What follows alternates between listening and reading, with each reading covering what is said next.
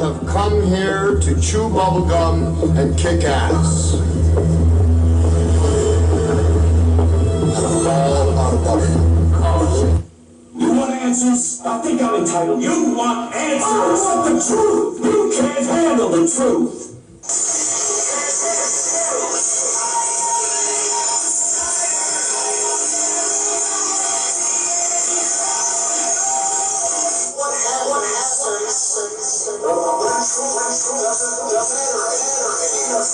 Welcome everyone to another episode of The Outsiders. There's a lot going on in the news, period.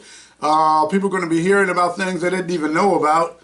Just got off the phone with the Board of Elections and State Board of Elections. So we're going to see what's going on with that, with these specimen ballots that are being sent in. We're with my superstar co-host Doc Cheatham. Doc, how are things going? Things are going great, and I'm gonna break some news for you as well, because I'm challenging the NAACP as to what gave them the authority to ask the President of the United States to waiver or forgive Marilyn Mosby. Are they saying that's a civil rights issue? Well, I've heard all about it. I guess we'll be talking about the NAACP and see what they're doing now, because when other civil rights come up, I don't see them around. I don't hear nothing. When other civil rights actions come up, violations, human rights violations and the like, I don't see them around anywhere. So we'll get into that situation with the NAACP Do Nothing CP. I'm asking on what authority did they do it? I was at the last meeting. That issue didn't come up. Well, we'll get into that. As a matter of fact, I gotta put that in. Let me go ahead and put that in NAACP. Okay, I'm gonna put that in. Okay, Marilyn Mosby. I'm writing my notes now, but we'll get into that as well. Special guest Linda Batts. Linda's going to try to make it. Well, I'll be giving her a call in just a little bit. And Mary Hughes as well. They're going to talk about the issues. The Coppin Gala, my alma mater, had a gala and had a good time. Black tie, tuxedo, looking good, styling and profiling. And actually Linda was one of the honorees at that event on May the 4th. This past Saturday, so we will be going over that as well, and we have to talk about them.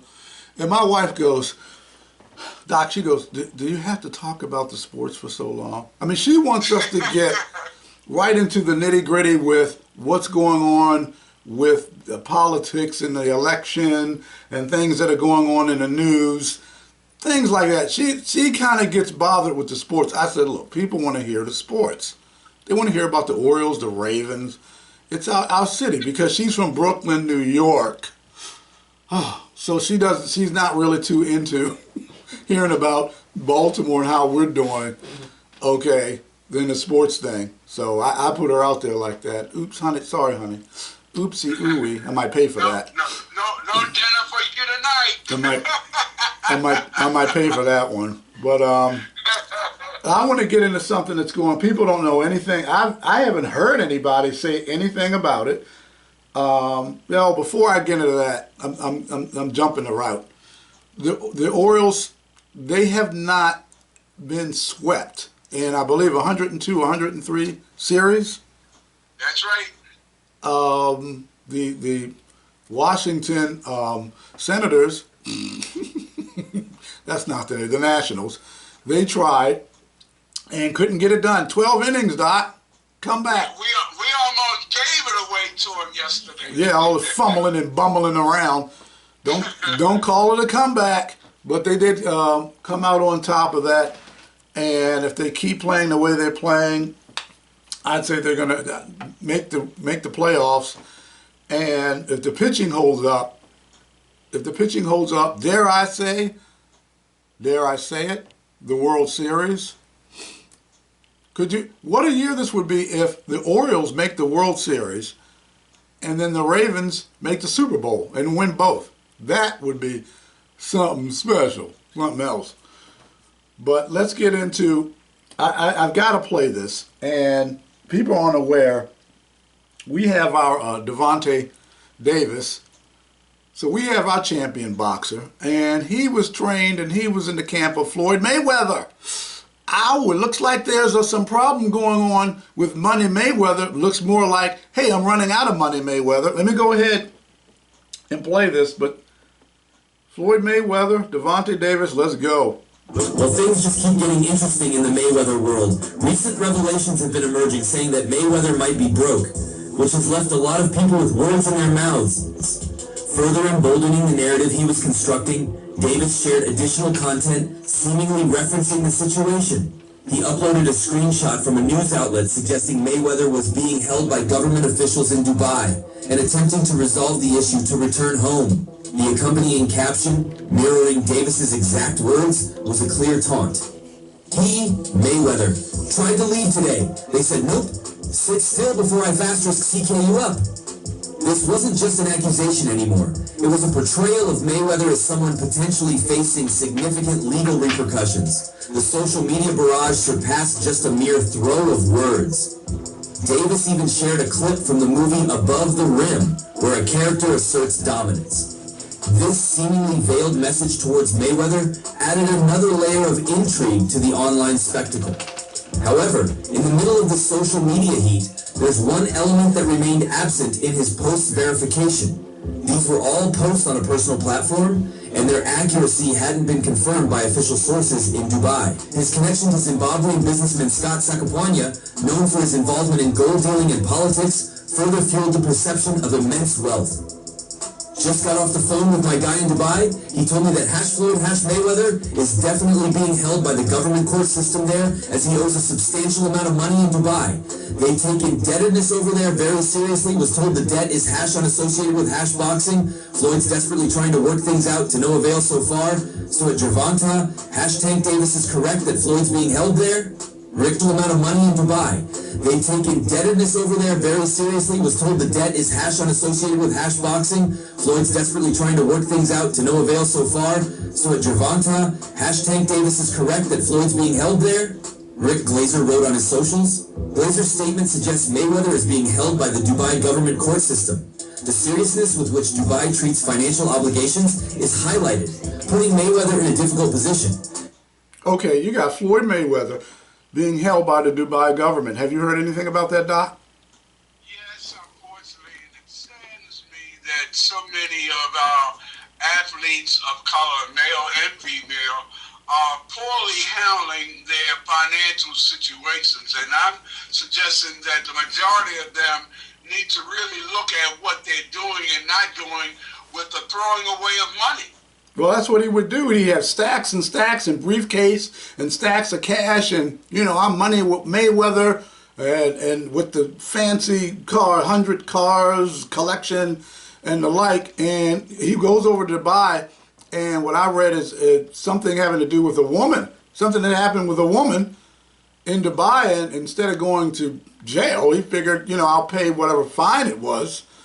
And he went back to Dubai after not paying, and they snatched him. Said, where do you think you're going? Dubai. My wife and I were looking at traveling, and Dubai was one of the places we were looking at going to. We ended up going to Punta Cana and Dominican Republic. But I had told her, I said, I'm not really, when it comes to the Arab Muslim countries, I'm not really feeling that. They will snatch you at the drop of a hat for anything. It's seriously. So I wasn't I wasn't really looking to do that. I'd rather go somewhere where there's more freedom and not some kind of laws that pop up and all kinds of craziness. But they snatched him. They got him. Floyd Money Mayweather. So we'll see what happens with that. And also what's going on is you have a former president of the United States who was in court because of, I guess, a honeypot trap. I guess you can call it that. Stormy Daniels. I got to play the clip. And this is actually Rachel. My ratings are tanking Maddow. So I figured let me give Rachel a little play. It has to do with what's going on with this situation. And people are thinking, is this going to affect the election? And Doc and I have, I guess, a wager of soda, a soda wager, a fountain drink. Yeah, we big time gamblers. Yeah, Vegas. We got Vegas in here, and I picked Trump to go all the way. He picked Biden. But let's listen to what's going on, Rachel Maddow, and the situation. What about the stuff he's in trouble for legally? I mean, this is about this compressed period between Access Hollywood dropping and Election Day. And all of that testimony is now on the record unchallenged by Trump's defense team. Why? Yeah, it's really interesting because the distance between the specific crime that is alleged here and what the prosecution needs to prove in order to establish that beyond a reasonable doubt, the distance between that and what the defense seems upset is being described in court feels very, I mean, I'm assuming they're being driven by their client here, right? And by what's important to him. And I'm not sure that anybody really thinks that Trump didn't do this, right? I'm not sure that in any of Trump's cases that the best defense for him is to say that these things didn't happen. I know he's denied the sexual encounter itself, but he's also, you know, I mean, his defense team said in their opening statements that those really were legal retainer payments for Michael Cohen, and even though Michael Cohen had never been paid that way before, that's of course what Trump thought it was, and of course the sexual encounter never happened. I mean, there's a real world impact of this stuff that I think is quite separate from his. Yeah, it is a real world impact. Okay, you got hush money, honeypot, hush money was paid. All of this, you know, who struck John? I mean, I could give a rat's. And people I talk to really could care less. Who cares? What do you want the gas prices to go down? Do you want the food prices to go down? You need more money in your pocket. You got interest rates going through the roof. All this stuff that's going, crime, violence, the border's wide open. I mean, these people are coming in like a sieve. This is what people are talking about. And I don't know, it seems like a soap opera to me. What do you think about this, Doc? I guess the thing that interests me the most is what's happening in the New York courts and whether or not a court decision of any substance will be rendered with reference to Donald Trump, or whether or not the cases that are before the courts at this point in New York, whether or not they will be running over the election in November, and whether or not this will still be over our heads. But I think they got Trump on this one. I don't think it's going to make a difference at all. If anything, it's going to get people a bit more upset over this political hunt. It's political, please, and that's going to even, you know, give him more fuel to the Trump rocket. That's going to rocket him back into office because of Biden's horrific Bidenomics, his horrific economics record, which he's had, and the prices going through the roof, food prices going up 10, 20, 30, 40, 50, 100% in food prices and gas prices. So that the bottom line is, you know, money in people's pockets and what they feel, and that's going to be the deciding factor. That's my professional and personal opinion. I think you may have an issue here, folks. Sean and I are having a big bet. We're betting on this issue with the President of the United States. A soda drink. Whoever comes up the winner. That's about all I can afford. And both of us are. Did you pick Trone? I picked David Trone to come up on top over Alsobrook. I'm picking Trone. I would say this, folks. I have never seen the lady that he's running against. The only signs I see in my neighborhood for Alsobrook, and they're on vacant and abandoned houses. Yes, folks that are putting up the signs, really putting them up on vacant and abandoned houses. I've never seen the lady, and other than her being a state's attorney, I have no idea what her position is on any issue. I've never heard her say anything about it. She's always talking about haven't been a well-qualified attorney. But what about social issues? What about civil rights issues? What about homelessness? What about crime? I haven't heard her say a thing, and she damn sure ain't been in my neighborhood. Angela, what have you done for us lately? I guess it's nothing from what Doc's telling us. You haven't done anything. As a matter of fact, we actually had a nice meeting. David Trone did come to Matthew Henson Park. I met with him. He spoke with me.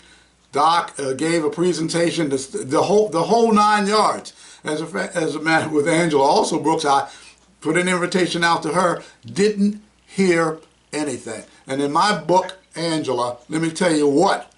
That in the Outsiders book, that puts you on the losing side when you don't get back. I must say this, Sean, so the folks know that, yes, I am a Democrat, but I'm sitting in my park right now. I have Democrats and Republican signs up.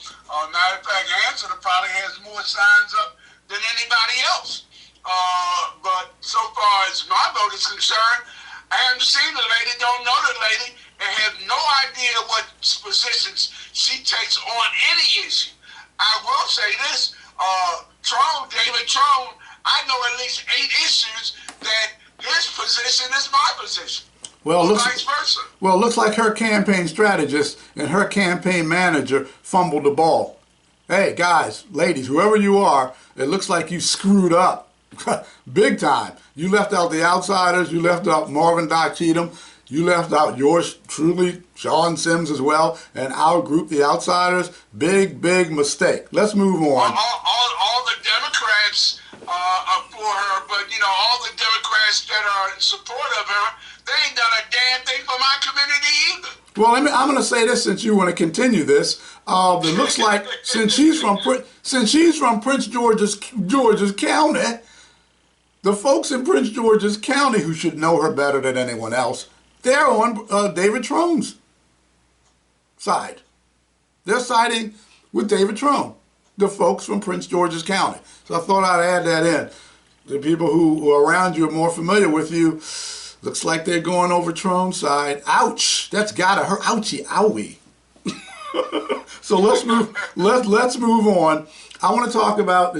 I heard there was a situation going down at the circuit court, civil rights violating, human rights violating, labor law breaking circuit court for Baltimore City. There's a disgrace, and you judges down there, you should be ashamed of yourselves for not speaking up. The Attorney General, Anthony Brown, should be ashamed of himself for not speaking up. But also, okay, so you civil rights violator folks, and that's what you do, enablers.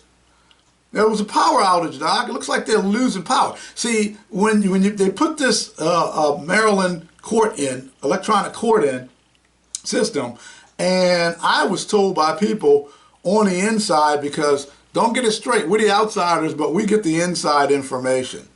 And I was told that that system down there, the wiring throughout that old building, those old buildings, needed to be completely revamped. The wiring needed to be completely redone before you put that type of system, electronic system, throughout the circuit court, both buildings, the Mitchell building and the Elijah Cummings building. And since you got a 25-year-old who knows nothing, a digital, what is it, digital recorder, a digital creator or something, that's what he did prior to being elected as the head of the daggone circuit court as a clerk, the clerk of the court. You got power outages, and I guess they're putting in new fuse boxes and new fuses. Doc, how old does an electrical system have to be where if it goes out, you got to replace it with fuses?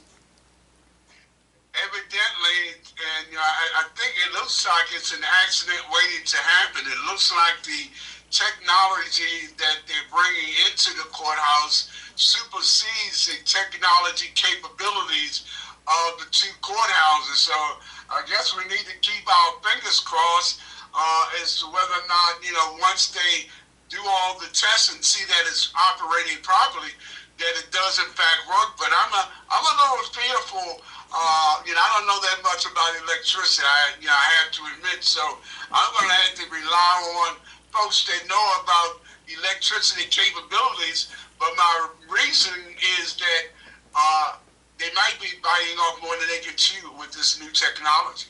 Well, if you don't know what you're doing and you get an amateur in there and you don't know what you're doing and you get this situation, and you're right, there's supposed to be beta tests, there's supposed to be tests that are run. I know, I'm very well aware of what happened with the audit done when Marilyn Bentley was there and what she was told. They have not gotten back to me on that issue. What was Marilyn Bentley, when the audit was done, what was she told? I asked that question. What was she told? What happened with that audit? Did you do an audit? And was she told that you have to remove attorney's fees paid by the mayor's office and the Baltimore City Council that are showing? We cannot set the MDEC system up if that's showing. You have to remove them that were paid. And the reason why they had to be removed is because the mayor's office and the Baltimore City Circuit Court, they were exempt from paying fees. So taxpayers' dollars, allegedly, and I asked that question, did that happen? Were there fees that were paid that should not have been paid, that they were exempt from paying? The mayor's office and Baltimore City Council's office, those attorney's fees that were being paid, were they exempt? Were they removed? So that where are the taxpayers' money? I asked those questions. Doc, I have not received an answer to legitimate questions that a Maryland state taxpayer, because the Circuit Court for Baltimore City is a state. It is a state jurisdiction. So where did those tax monies go to? Did not get an answer. Are you curious, Doc? Because when I ask a question, I don't get an answer. I get really curious at that point. I'm troubled to the extent that, this is a federal, state, government business, whatever you want to label it as, but I'm really troubled as to what effect it will have on freedom, justice, and equality. It troubles me that, we are in a technology age, but we haven't reached the capabilities of making it work to our best benefit. Well, that scares me. It's scary in the fact that you have people who can be voted in, who can violate civil rights and get away with it and do it consistently. Human rights, civil rights, fear tactics, intimidation, bullying, do this, and the people in the city and in the state of Maryland not only allow it and okay it, but they actually protect them who are doing it. That is where the NAACP should be coming in, but of course the NAA do nothing CP, which I was a member of. I was a member of the NAACP for years. Not now, not recently, because they haven't done jack squat. They're gelding. They're a gelding org. You hear that, Reverend Kobe Little? I'm calling you that. I'm calling your organization. You're a gelding. That's what you are. Dude, NAA do nothing CP. I'm not paying them, giving them nothing under my money. So anyway, we're going to get ready to call Mary Hughes in just a smidge. We're going to give Mary a call and Linda a call, but I wanted to play this because people need to know that there's an organization out there, and there are things that are going on they're not aware. How is Safe Streets being raided by the FBI, and at the same time you have, well, you know what? Let me go ahead and play this because people need to hear what's going on, and we'll get into it. Let me cue that. Friday, April 26th, the blinds shut all day. For 8 hours, not one person seen coming in or out of the building. The Safe Streets location was temporarily suspended following the FBI execution of a search warrant back in October 2023. That investigation is ongoing. While the FBI won't say much about the scope of the probe, Sources close to the investigation tell Fox 45 News it could be connected to gang activity. Fox 45 News has uncovered several examples of Black Guerrilla Family, or BGF, gang members utilizing safe streets to further their crimes. Because again, one person wearing a Safe Street shirt sat on the steps across the street when two teens allegedly stole items from a store. We also asked for copies of the monthly Safe Streets reports the nonprofits are required to provide Mozzie per the city contracts. Those questions ignored. Fox 45 also sending the same questions to Mozzie, and again, questions went ignored. So, May 8th, we went to an event held by Mayor Brandon Scott. It is such a great day for me, for the city of Baltimore. To question him in person. Do you believe that this is a waste of taxpayer dollars to pay employees who apparently are not showing up? So I think that if you know the work of Safe Streets, you know that that work is in the street and not in the office. So are you saying that the employees don't ever have to go into the office? No, I didn't say that. Let's be very clear with words. What I'm saying to you is their work to save lives are in the streets. That will be equal to you pulling up to a police district and saying, well, there's no one in here. They're supposed to be out in the street preventing crime. Mayor Scott says the work of Safe Streets, along with other community violence intervention work, is the reason why... Do you hear this? I mean, what is he, stupid? Oh yeah, I'm going to go to a police station and no one's going to be there at the police station because they're out on the streets. What is wrong with, I mean, there are going to be people at the police station. If you go to the police station, there are going to be sergeants who are there. You're going to have whatever, your lieutenants, captains who are going to be there. You're going to have folks who are at the front who's going to be there, who see you in. You're going to have people who are there as far as on the phone lines. There are going to be multiple, and just officers there. What is he talking about? The Safe Street worker was sitting on, hold on, let's go to Linda. I told Linda I was going to be calling her, but hold on, we got Linda Batts.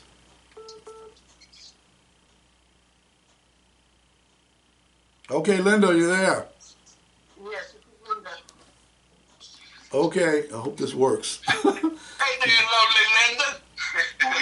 Is that the marvelous, fabulous Doc Cheer?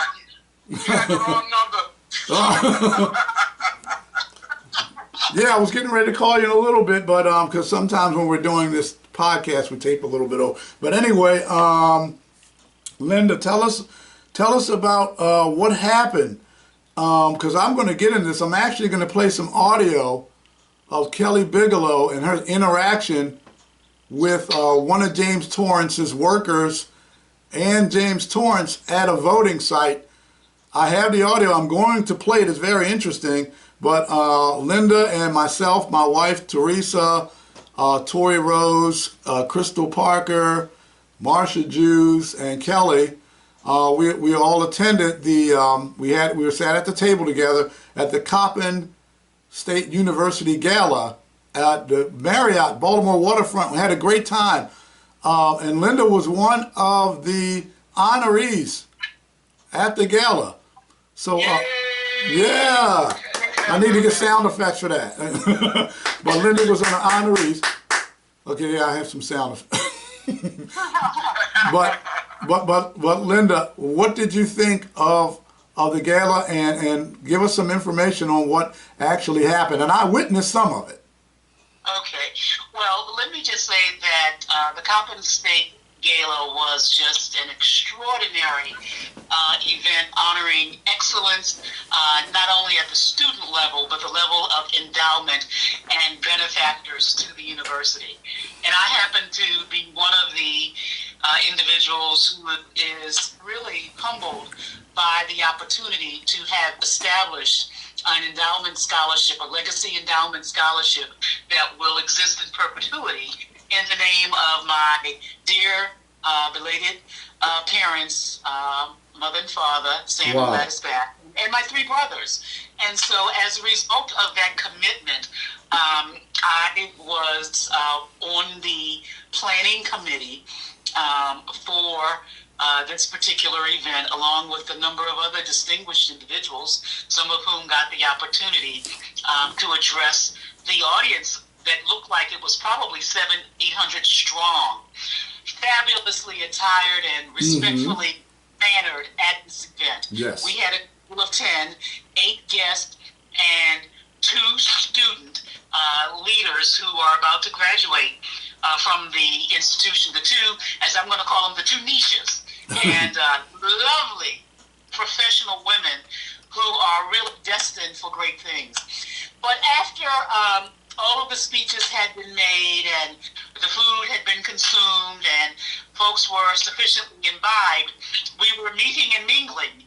And Kelly, I had the opportunity to have an exchange with Senator Hayes, and she indicated to him that clearly Linda's name is mentioned in the book along with her picture several times. Aren't you going to go over and just extend congratulations, to your constituent? And Senator Hayes came and did that.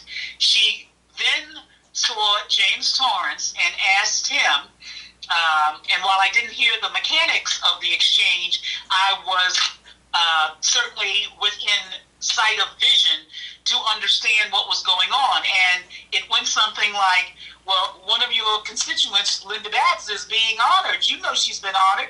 She's in the book. She's sitting right here. Aren't you going to go over and greet her? And he essentially, kind of waved his hand, no. Wow. I need to meet.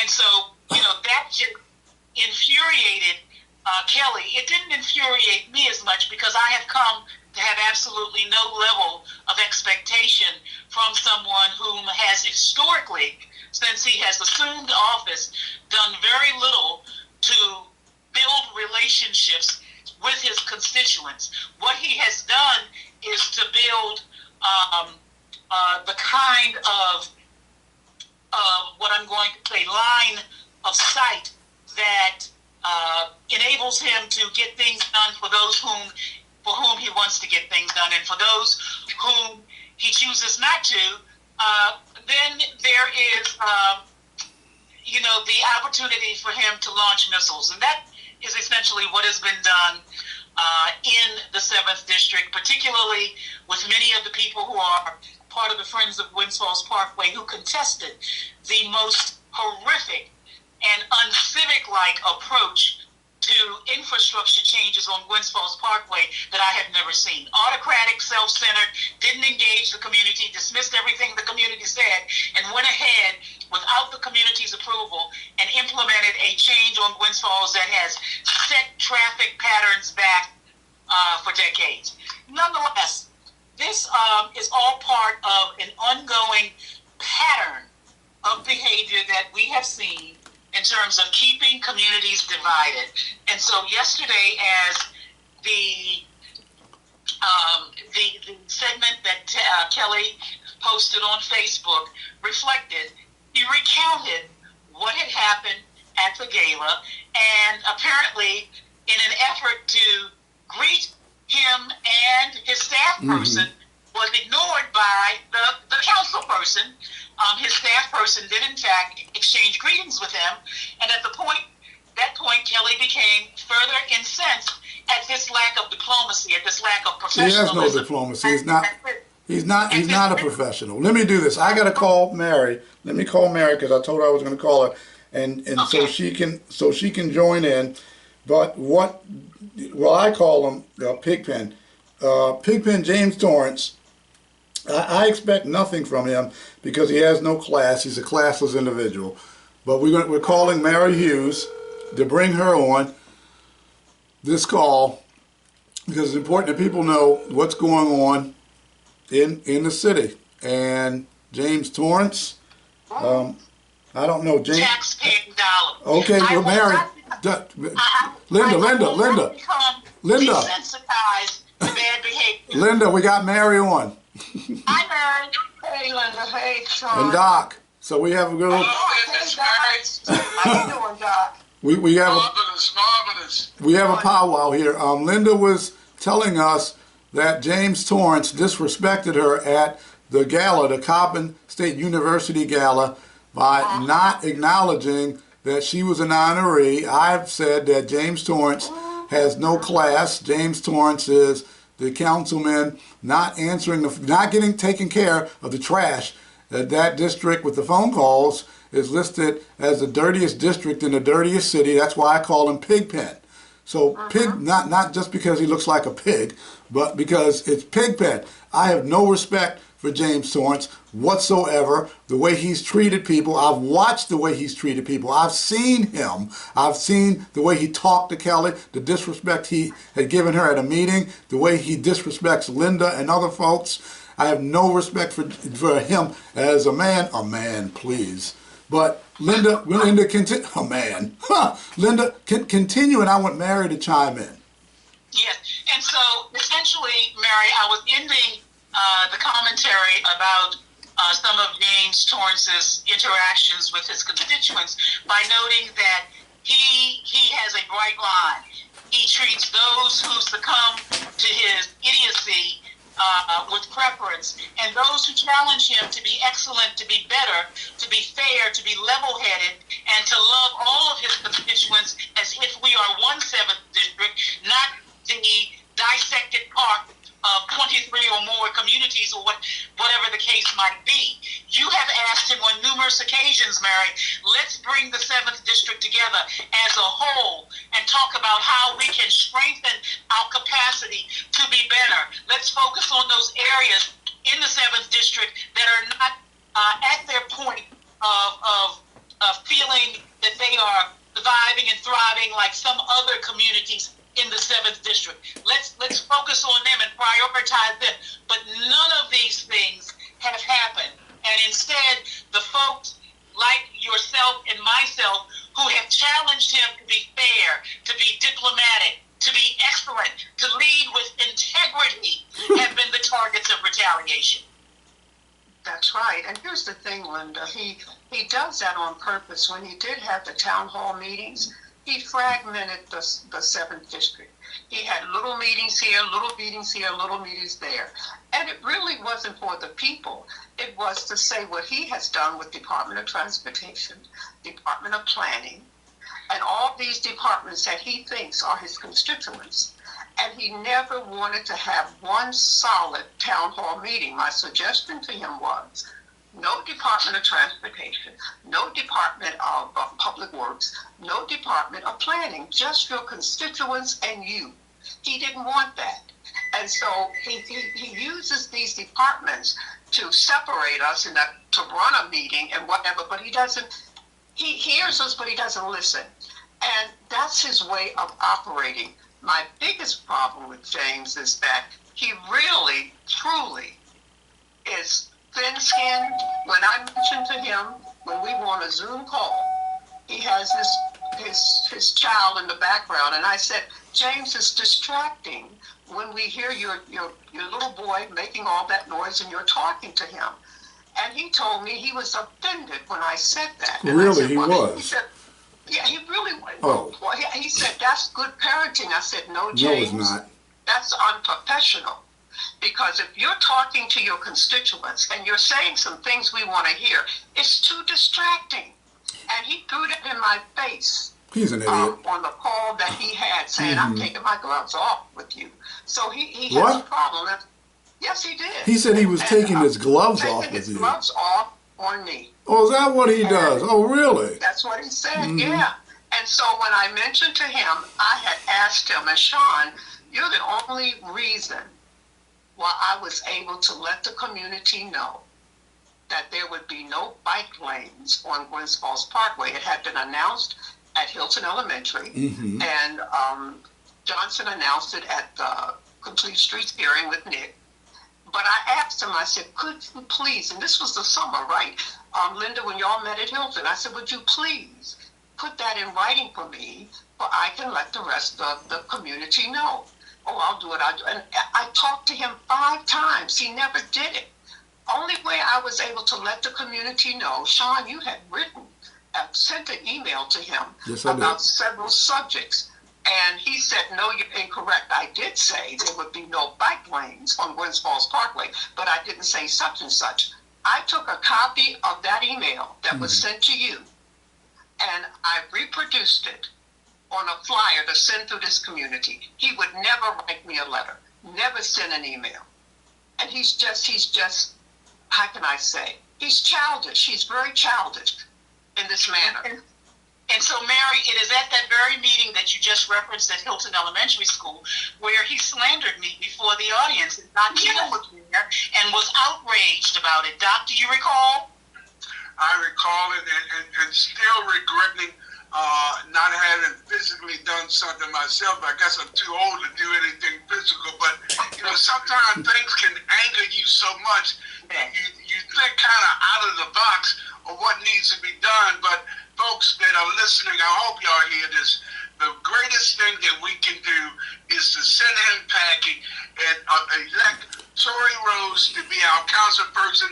This James Torrence doesn't even deserve to be the chairperson of the Pigpen that Sean gives him. You know, he is undeserving of our support, of our vote.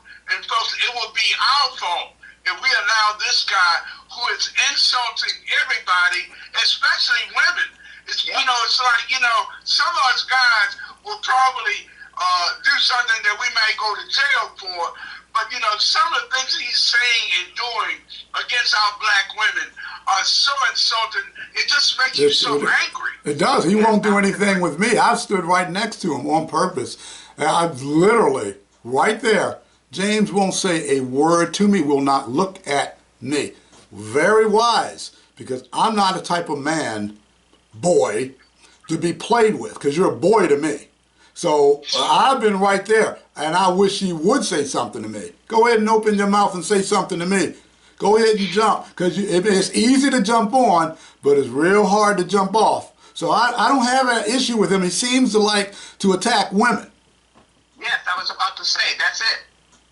He would not confront a man in that manner. And to bring it on home, when Kelly was assaulted, I feel, and verbally assaulted at that Kelly Bigelow. Hearing. Kelly Bigelow, yes. Yes. That's right. And only Sean and all the men, Desmond and whatever, who were there at that hearing, stood up and went after that man, that idiot, who said those things to her.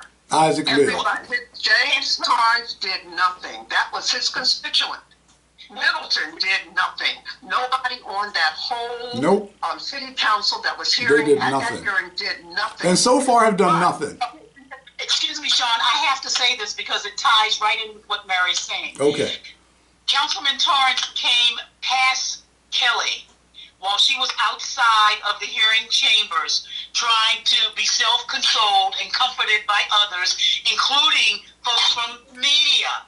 And she said, quote, Councilman Torrence, aren't you going to ask me how I'm doing? Or aren't you going to intervene with, you know, on this matter on behalf of me, your constituent? He said, quote, unquote, that's not my problem. That's your problem. Deal with it. Well, hold on, y'all. Let me do this. It's just going to be like a minute and a half. I want you to hear this. This is Kelly Bigelow, her interaction with James Torrence and his, I guess, his supporter or someone working with his campaign. And this was at, I believe, a polling place. So I want to cue this up so you can hear, the audience can hear that. James Torrence, and we're making excuses of why we didn't speak to a constituent. What they got to do with Mr. Give us disrespect? How is it disrespect to say hello? Explain. Yeah, I want to show. He's a public elected official. He does not support black women. He rallies against matriarchs. I'm a black woman that works for him. Yes, he does. Please show all of this. It is. I mean it as a truth. He does not support black women. He targeted Linda Bates. He targeted Mary Hughes, and he targeted me. He does not deserve our vote, and he can't even speak. He can't. No, you spoke because you got good sense. You spoke. He did not. Do you know we attended Coppin Gala and Linda Bass was being honored? He would not go up to an honoree that's in the book that's sitting in front of him to say hello. Who does that? Yeah, who does that? It's somebody with no class. That's who does Here's that. my concern, and I'm going to say this.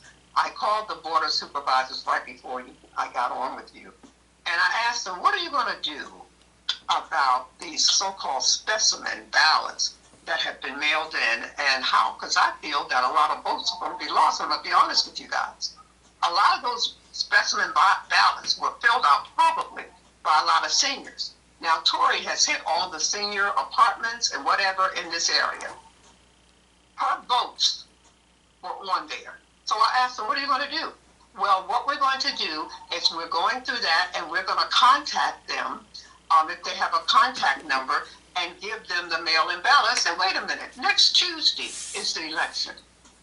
So you're saying you may mail something out or contact them if they have a contact number. I said, this doesn't make sense. You put specimen in a small print. If people were thinking it was the official ballot, you've got to do more than that. I said, my suggestion, and I'm going to call back this guy Jones, who's supposedly in charge, is that you will count those votes after the election. Make sure that all those people who sent in those specimen ballots are accounted for, and you will deal with those votes that are there. Because what she was saying, guys, was, hey, well, if we can't contact them, there's nothing much we can do but send out the ballot. I said, with the slow mailing, and you think that's going to happen? It'll never happen. So I'm going to talk to this Jones guy, who supposedly is the interim person for the Board of Elections. This is unheard of. And Sean, I think this could be something, without a doubt, that Anthony Brown should get involved in. Well, we have Kelly Bigelow on the line. Kelly, say hello to everyone. Hello, Planet Baltimore. That's what I like to call us. Because we seem to be from a different planet than everybody else. Yeah, we sure are. So my concern is my votes for Tory or anyone is in the incumbent's advantage when things like this happen. It truly is. Well, here's the thing. Go ahead, Mary. Make sure that something is done about this. Well, this is what I did. I also called. I called the State Board of Election, got the run around a little bit, but I did get the information of the state deputy administrator. Her name is Catherine Barry. I'm supposed to be speaking with the state administrator. I forgot his name. I wrote it down somewhere. But I'm supposed to be speaking with him. And she's supposed to be getting with the media department, because I said, you need to let people know that this is what's going on. WJZ, WMAR, WBAL, Fox 45. You need to let them know. The media needs to get this out. People are filling out this ballot, and they know what's going on, thinking it's a real ballot. Yeah. Well, you know, and we have, beyond the immediate issue, which is an important one, I think so important that we need to perhaps consider just putting a halt on the process until all of the information that had been haphazardly shared about the election is uniformly understood and received by all of the voters. I mean, we were told that folks who mail-in votes were for Theroux that had not been processed could then get another ballot and revote. Well, what does that mean, had not been processed? How is it being recorded? What is the integrity of the process? I would like to also offer that above and beyond this, we really need to have a council on voting integrity or something of that, because there needs to be reforms. When I went to vote today, half of the early voting stations, and I went around to a couple of them, they are not even ADA accessible. Wow. The chairs that you sit in are the child-sized chairs. That's a big deal. It is absolutely problematic, the distance that you have to get to from the parking lot to the polling center. So we got some, in addition to the integrity of the voting process and having specimen ballot on the same ballot that you have official ballot on, and just the idiocy of not being able to correct that before it goes out, and why distribution is problem enough. But when we look at the macro picture of the problems with voting, it needs to be overhauled. Well, let's bring in Kelly. Kelly, I want to. We were talking about what's going on with James Pigpen Torrence. I did play the audio of what happened on your Facebook page. I played that so everyone could hear what happened. And here's the thing, because I want to tie the two together. I want to tie James Pigpen Torrence together with these ballots, these specimen ballots that we're dealing with, and that is Tori Rose. She did a lot of campaigning with the seniors and older adults with her campaign, and these are affecting, I believe, more so those who are seniors, and they're sending in these ballots. The seniors are sending in these ballots, is what I've been told. Sending in these ballots. They have received them. I spoke with Wanda Page of the City Board of Elections, and she did say, yes, we are receiving quite a few. She didn't give me an exact number, but I know there's a lot. I'm sure there are. So with James Torrence and this situation with these specimen ballots, and the font is so tiny, you can't even, it's hard to see. So how do you think that's going to give possibly James Torrence an advantage over Tori Rose? Well, this is for Kelly. This is for Kelly. Oh, well, considering I was dropping off my 82-year-old mother's ballot off, and she was texting me the whole way, please let me know when you drop my ballot off. Please let me know when you drop my ballot off. Our seniors tend to be those that value their votes the most because they know firsthand what it took to get there.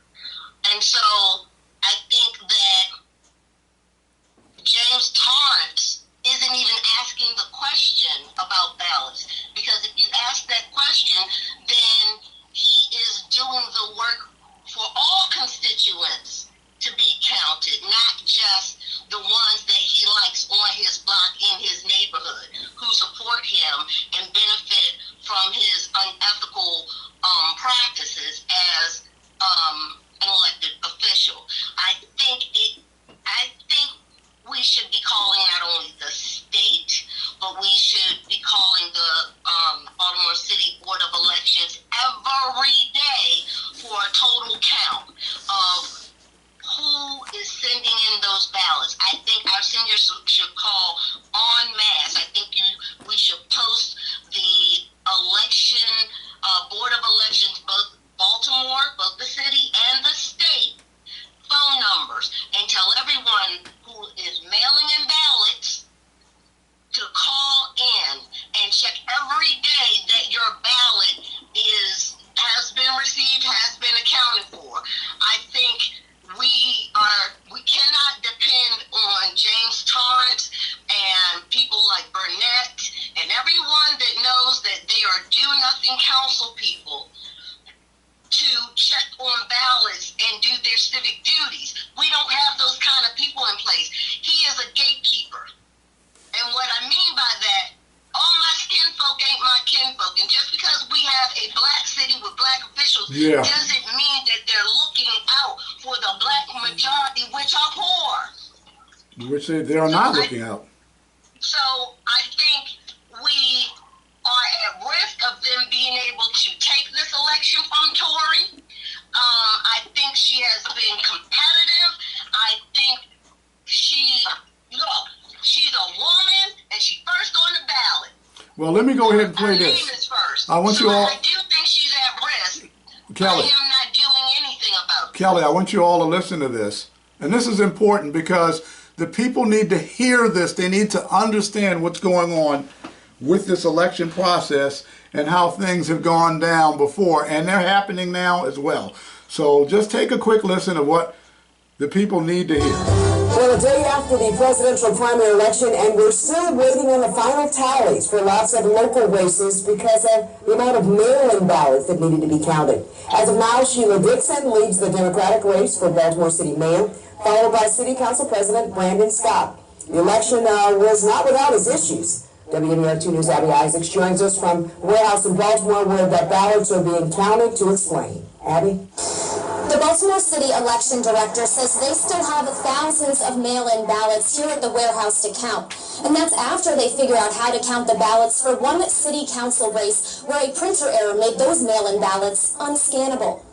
It was one of the most unique presidential primary elections in U.S. history.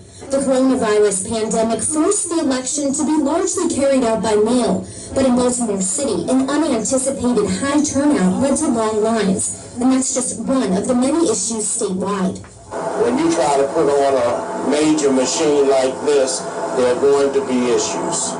A proofing error rendered mail-in votes for the District 1 City Council race uncountable, something Baltimore City Election Director Armstead Jones says should have been fixed months ago. When we proofed the ballot some months ago, there was this particular contest.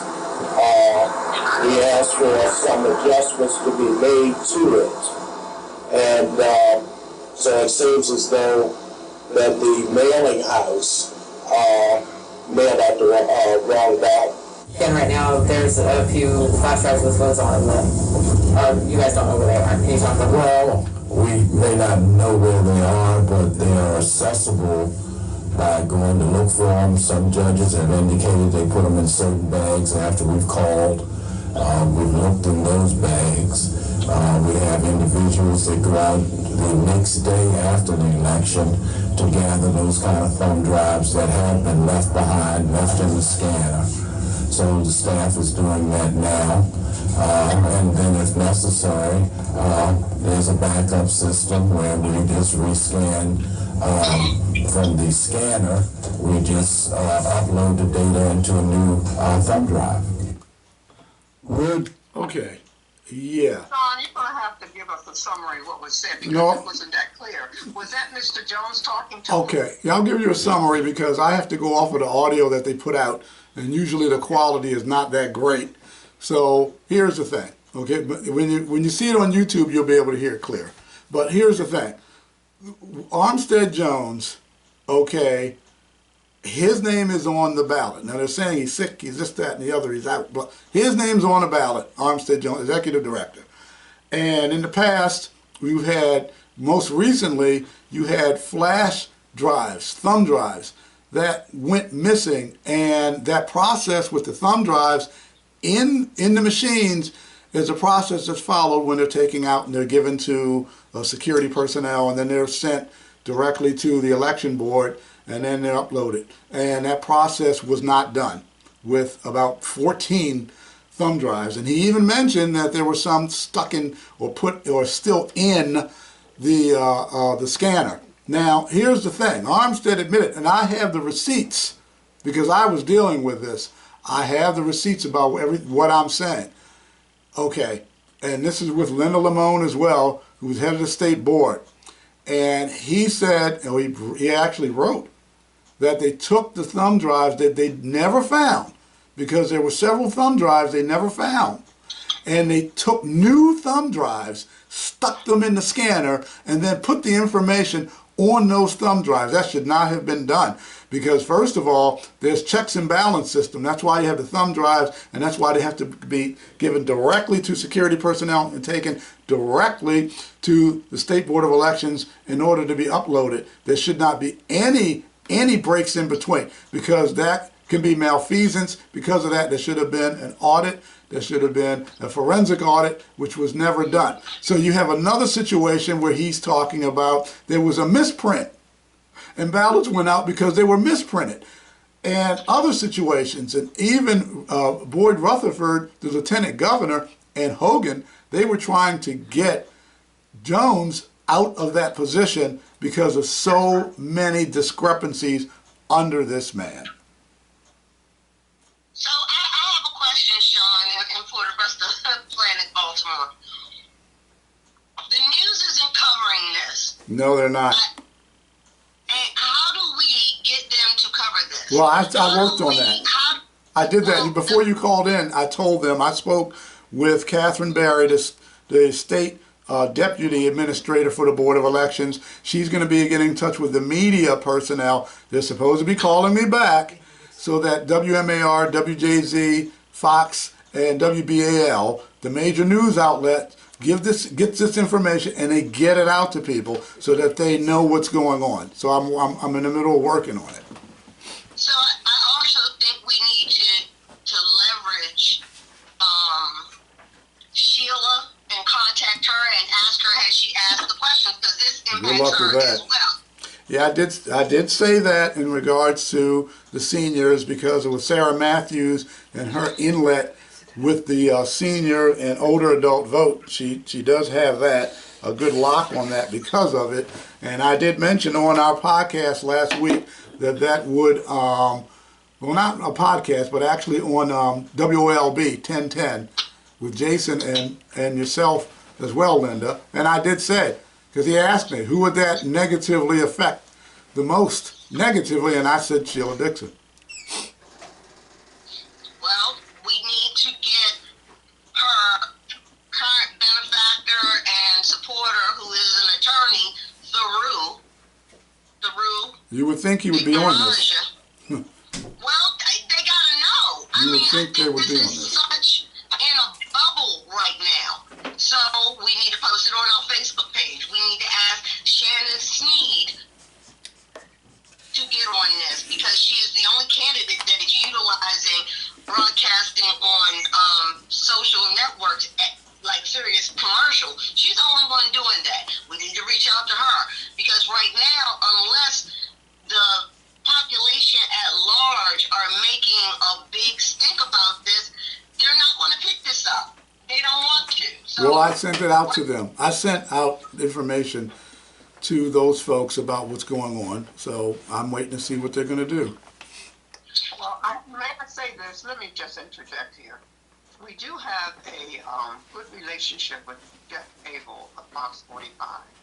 And Linda and I talked earlier whether or not Lawrence has a good contact. I'm going to call him and ask him if he wants to cover this. The other thing I'm thinking about, I'm just thinking about Tori right now.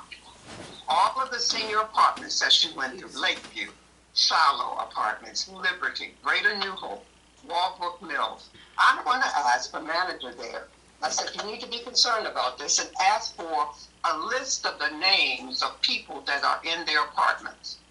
And that name or contact and whatever for the Board of Supervisors to trace and see what was mailed in or what was done. It bothered me that when Tori and her team went over to Lakeview Towers, the mail-in ballots had not been mailed out yet. They told Tori, oh, we voted for you. We already sent it in. And I said, Tori, I don't believe the mail-in ballots came. I haven't gotten mine. And so she said, but they said they got it. I said, I don't know about that. And I didn't think about the sample. So we know that Lakeview Towers in particular, some of those seniors over there thought that was the official ballot. So we can get Ms. Chambers, who is the resident manager there, involved in this and say, your residents, their vote obviously is in danger. And we need to do this to get that information to them. I think there are about 3 apartments there. We can do the same thing for Shiloh. We need their names. We need their apartment numbers. We need how to contact them. And then it's on the Board of Elections to go through there and say, oh yeah, these are the people that mailed in or put into the drop box the sample ballot. And then if we, obviously, Tuesday is the election. And the best thing they can do is put a halt on the counting of everything. Because this has been done before. Well, Doc, when you challenge a vote, or when the challenger says, hey, I want to recount, they have to do their own recount. The Board of Elections, using those senior citizens' apartment locations. Well, let me let Doc get in. Doc, what do you think of all this? Because you're the expert with this. Well, it looks like we got plumbers talking about the electrical problem. And that's what I try to tell people in the field of elections. 99% of folks talking about elections don't know the first thing about elections. The first thing we need to determine is how many of these specimen ballots have been received by the Baltimore City Board of Elections. I asked him that. I asked him. Y'all go ahead and talk then. No, go ahead. But your point is well taken. It has been asked. Go ahead, Sean. Tell him. No, Doc, go ahead. Continue. Okay.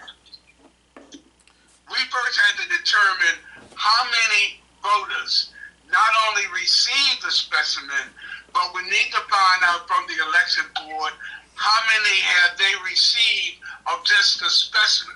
We need to be able to determine how many people have that impacted. If it impacts are large enough, we can do something that I did a few years ago. And that was, I asked that the election be extended, and it was. But you have to go into court to get the court to do that. We first need to determine how many of those specimens have the voters turn in to the city election board. If it's only 5 people, all we need to do is send the people the five official ballots back. We don't even know how many people we're talking about. Exactly. So the first thing is to find that number, get those numbers. Well, I just got off the phone with these nuts. They have not even counted it. They put it on the side. She said, we know about the issue. First, I called the Maryland State, and she got me into the local. They're just being on the side. They're not even counting it, and I think that's the point. We have to demand that they count and not throw these things away. She said that we're taking those and we're looking at it and we're going to contact them. And I said, what if they don't have a telephone number? Well, then we're going to mail out a mail-in ballot. The election's Tuesday. Yeah, it's not enough time. It's Tuesday. Not enough time. No. So what Doc is saying is true. So the whole thing is they aren't even counting them at this point. And that's a demand that we should have. Count those specimen ballots that have come in. And then what they're saying, well, we'll contact them and we'll give them the mail-in ballot, the official and whatever. Yeah, but if you do that, you got to hold up the count. Yeah, the amount of ballots. The amount of specimen. The amount of specimen ballots. I honestly do not think that any specimen ballot has been counted. Okay, let me say that. I do not think that any specimen ballot has been counted. I do know that evidently there are a number of specimen ballots that have been sent in by the voter inaccurately, and it's not their fault. We didn't print large enough print to let folks know this is a sample. This is not the official ballot. That did not appear. I'm the one who detected that the word specimen was on it. So what I'm saying very clearly, we first need to determine how many people are we talking about, because we could send these folks an official coming from the city election board to say, you inadvertently voted with the specimen, here's the ballot. But we don't even know, are we talking about 5? Are we talking about 5,000? Are we talking about 50,000? Exactly. Nobody can tell me. I only know one person that got it, and he don't even live in the district. So I'm saying we need to determine how many people. Now ask all 4 TV stations. Go into the election board, ask the election board how many people have mailed in the specimen ballot rather than the original. Let's start at point A. You don't know how big the problem is at this point. And Doc, I would agree with you, but I know people who won elections by 3 votes. So I don't care. I know when the election happened. That's right. It was 3 votes. It was Quincy and Pigpen. That's how he first got elected. That's right. Well, we're going to start. The election board back in those years, folks. Well, this is what we're going to do. We're going to start. We're going to start there. And I'm going to, I guess Mary's going to do it. I'm going to do it as well. They're supposed to be calling me back. I'm supposed to be hearing back from them. If they don't call me back, I'll be giving them a call. I have no problem with calling people. And and then Jeff Abel, we can work on that. So we want everybody to know that the outsiders here, we're working for you. You got to tell people, you got to pass this out. While we were talking, Jeff has called me. Oh, okay. And provide me, since I'm such a rabble-rouser, provide me with some language that I can go on social media with. Okay, we'll go ahead and do that. Okay. We'll go ahead and do that. But this is what I want to do, because I want to finish with this, and I want to talk about this. Of course, it has to do directly with the ballots, and that is what's going on with the mayor's race and through Vignaraja and going over to Sheila side. And I'm being told that people can switch to Sheila, or if they sent in Thuru's ballot, then they can switch if they want. I'm getting all kinds of information about that in the media as well. People who don't know elections. You can't do that. You can't do that. Wait. This is in the media. I'm getting this information. So I'm trying. Yeah, but here's the thing. Okay, this is what I'm hearing. This is what's in the media. What they are putting out. So what I put out is what I see what other people have put out to let them know this is what's going on out there, and you need to look at things. I don't know about this through being able to switch over because if you sent in your ballot or something to that effect, because that's what I read of what's going on. So people need to look at this. Okay. I think it was if you sent your ballot in and it had not been opened and counted and processed, you can vote again. But I had never heard of that before, and again, I would challenge someone to make sure that is or isn't true, because we are purposely under-informing or misinforming Baltimoreans. Yeah, media is doing that because that's what was out there. Yeah. Yeah, so people are getting back saying, hey, I can take my vote. Like, whoa. Wait a second. I've never heard of anything like that before.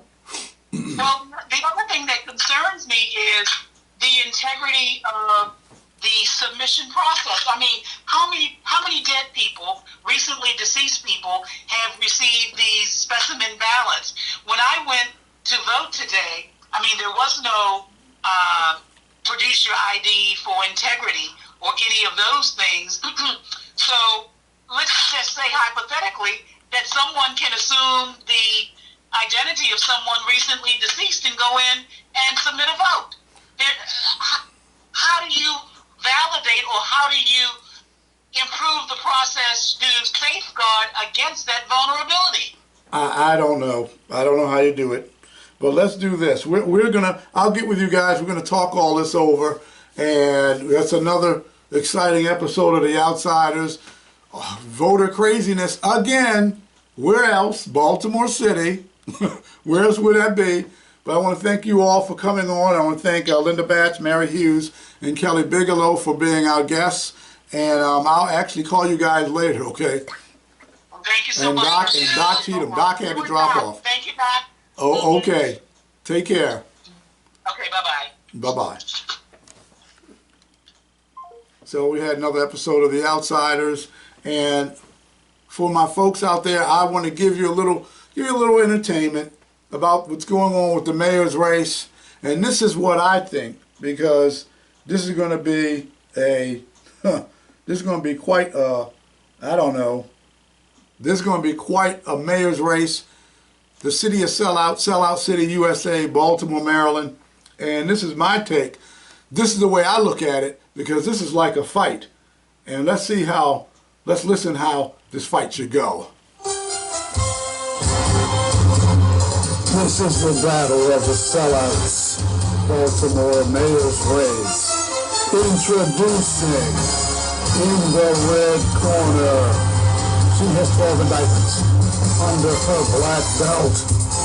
Gift card Vixen, the embezzler. Sheila, the shoe Vixen. And in the blue corner, weighing in at 128 pounds, soaking wet, the BG sellout, high top fade wearing, no trash pickup, mayor of Baltimore City, Slim Shady himself, backstabbing Brandon Scott. You too, sellouts, let's get it on.